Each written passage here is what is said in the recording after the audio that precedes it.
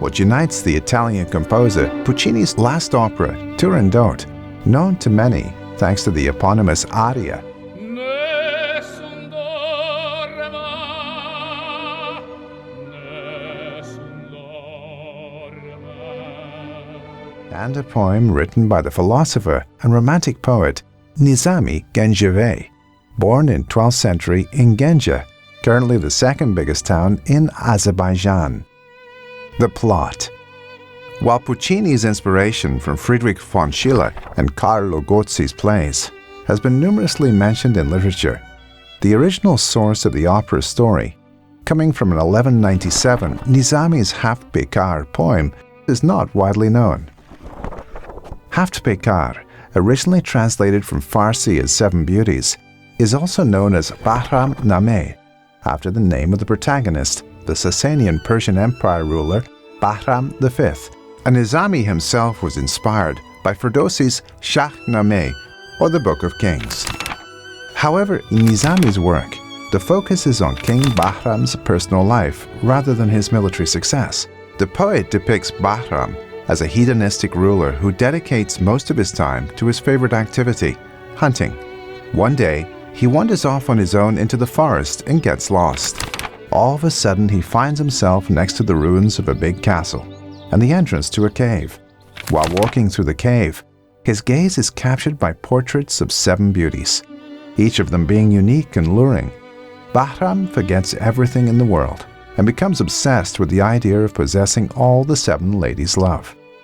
His decision on finding and marrying them is unflinching, as he discovers his own portrait in the middle. This is an omen.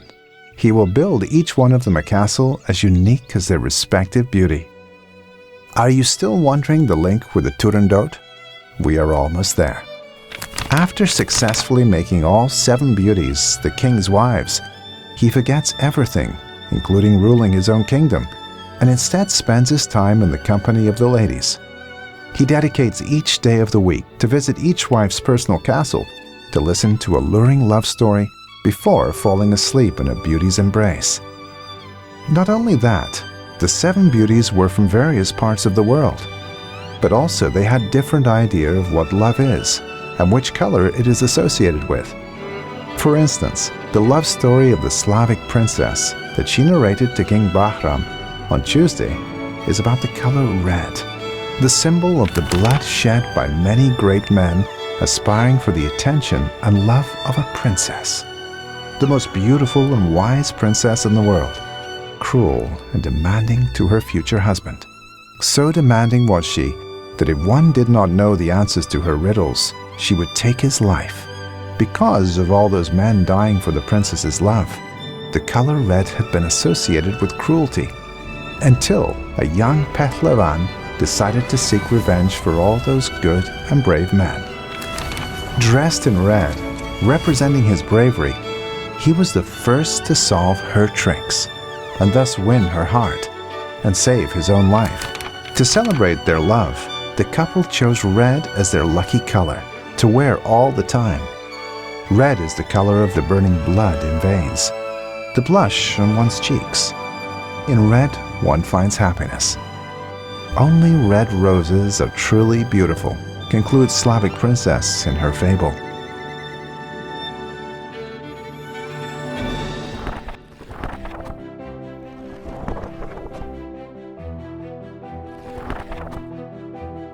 Most probably this story was included by François Petit Delacroix to his 1001 Day.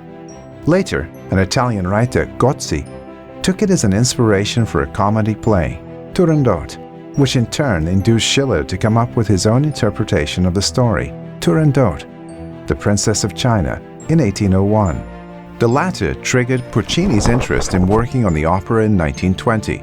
The libretto was written by Renato Simoni and Giuseppe Adami, who referred to Gozzi's play.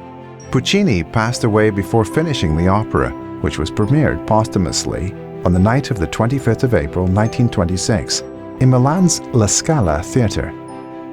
Almost a century after its premiere, Puccini's Turandot is still performed in the world's leading opera houses. Yet the genius of Nizami, to whom the origins of the story should be attributed, is still to be discovered by many opera and literature lovers. Seven Beauties is only one of many works by Nizami Ganjavi, whose Persian writings made him known way beyond his hometown of Ganja. Unprecedented for that period, Nizami attributes a central role to women in most of his work. Nizami's women inspired men to great deeds and personal growth. They were wise and influential and had strong personalities. Layli, from Layli and Majnun love story, exemplifies this image in Eastern literature, whereas in Khosrow and Shirin, Nizami narrates the rise and fall of a man, inconsistency in the deeds of the ruler Khosrow, opposed to Shirin's wisdom and spiritual purity. The treasury of mysteries is full of eloquent metaphors and similes that had never been used before. And in Iskander Name, Nizami introduces the idea of a utopian society, centuries before Thomas More and Campanella did.